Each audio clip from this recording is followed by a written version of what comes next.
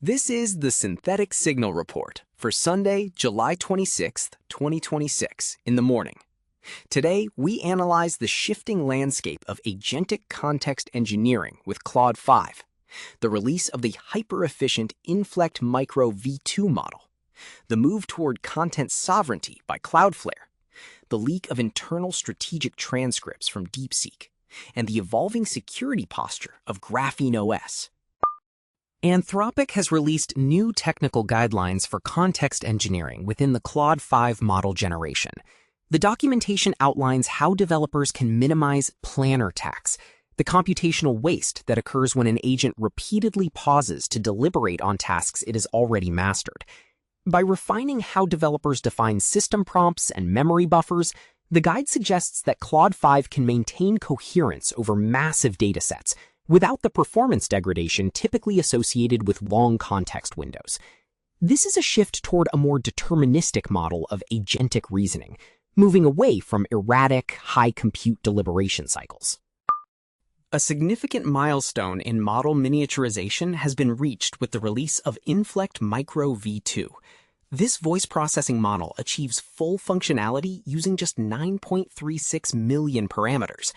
By proving that high-fidelity voice synthesis and processing can be handled within such a small parameter footprint, the project challenges the industry assumption that intelligence must scale with massive compute.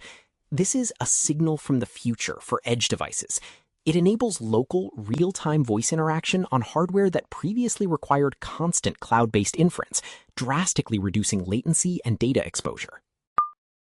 Cloudflare has announced new traffic management options that allow customers to block AI scrapers and training crawlers more granularly.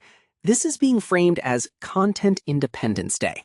The initiative gives site owners the ability to distinguish between standard search engine indexing and predatory AI data harvesting. By providing these tools, Cloudflare is acknowledging the growing demand for digital sovereignty, where content creators and infrastructure providers assert control over how their data is used to train large-scale language models. A leaked transcript from a July 22nd investor meeting at DeepSeek has surfaced, detailing a controversial pause in their current fundraising efforts. The transcript reveals internal anxiety regarding a widening compute gap between Chinese frontier labs and their American counterparts. The leadership at DeepSeek explicitly discusses the difficulty of securing the latest generation of hardware necessary to compete at scale. This leak provides a rare, objective look into the geopolitical and physical constraints currently bottlenecking the global AI race, moving beyond corporate PR and into the reality of hardware procurement. The GrapheneOS project has published technical details regarding its latest defenses against forensic data extraction from locked devices.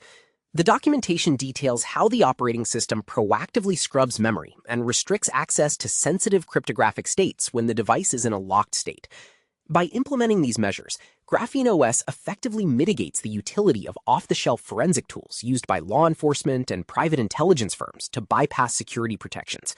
This update reaffirms the platform's focus on hardware-backed privacy in an era where data extraction methods are becoming increasingly automated. Community chatter is dominated by the tension between institutional control and individual privacy. First, the security community is alarmed by active exploitation of a critical information disclosure vulnerability in the OpenClaw management software. With no patch currently available, administrators are advised to restrict all external access to these interfaces immediately. Second, there is ongoing discourse regarding the dead internet theory becoming a measurable reality. Cybersecurity firms report that over 57% of web requests are now driven by automated bots rather than human users, fundamentally altering the economics of the web. Third, developers are discussing the recent surge in automated phishing campaigns targeting redirected web services. These attacks use sophisticated, obfuscated links to mimic secure payment portals, exploiting user trust in mobile-native redirect flows.